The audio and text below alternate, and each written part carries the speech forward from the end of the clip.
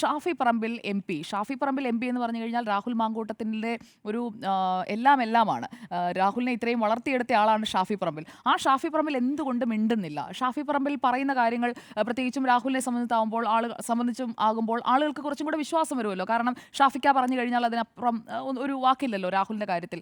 പ്രത്യേകിച്ചും രാഹുലിനെ youth Congress president ആക്കുന്ന കാര്യത്തിൽ, അതുപോലെ പാലക്കാട് ഷാഫി ഒഴിഞ്ഞ സീറ്റ് അത് രാഹുലിന് തന്നെ കൊടുക്കണമെന്നുള്ള ഷാഫിയുടെ താല്പര്യം അവിടെ വിജയിച്ച ഒരു സാഹചര്യത്തിൽ അങ്ങനെ എല്ലാ സാഹചര്യങ്ങളും ഷാഫി പറമ്പിൽ രാഹുൽ മാങ്കൂട്ടത്തിനായി സൃഷ്ടിച്ചു കൊടുത്ത സാഹചര്യങ്ങളാണ് എന്നതുകൂടി നമ്മൾ കാണേണ്ടതുണ്ട്. അങ്ങനെയുള്ള ഷാഫിക്ക എന്തുകൊണ്ട് മിണ്ടുന്നില്ല എന്നൊരു ചോദ്യം എനിക്ക് തോന്നുന്നുണ്ട്. കാരണം ഷാഫി പറമ്പിൽ ഇതുവരെ പ്രതികരിച്ചിട്ടില്ല. ഡൽഹിയിലുള്ളപ്പോൾ അവിടെയും മാധ്യമങ്ങളൊക്കെ ഉണ്ടല്ലോ, കേരളത്തിൽ തന്നെ പ്രതികരിക്കണമെന്നില്ല, ഡൽഹിയിൽ പ്രതികരിക്കാം. പക്ഷേ ഒരു പ്രതികരണവും നമ്മൾ കാണുന്നില്ല. ബാക്കി സണ്ണി ജോസഫ് ആദ്യം വെയിറ്റ് ആൻഡ് സീ എന്ന് പറയുന്നു, അതിനുശേഷം അദ്ദേഹത്തിൻ്റെ പ്രതികരണം വരുന്നു, വി ഡി സതീശൻ്റെ പ്രതികരണം വരുന്നു, കെ മുരളീധരൻ്റെ പ്രതികരണം വരുന്നു.